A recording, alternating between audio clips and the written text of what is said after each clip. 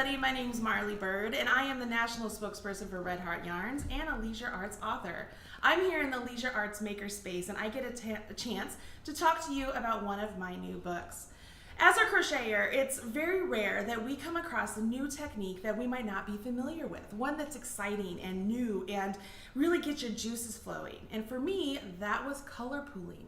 Now you might be saying, what is color pooling, Marley? I don't understand what that means. And I'm gonna show you something here.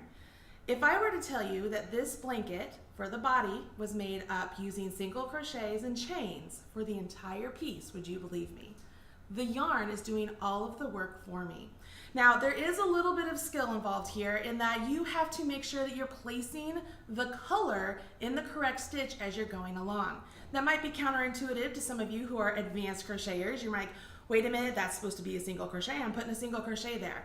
But if it's not the right color, you have to change up the stitch so that way you get the right color in that placement. It's really not that difficult to do, and with my book, I help you along the way to make sure you can make really great items like this, or start off a little bit small and make a scarf. You can have a lot of fun doing color pooling, and I encourage you to grab your hook, grab some yarn, there is specific color pooling yarn that I developed, and have some new fun with your crochet today. Thanks, everybody.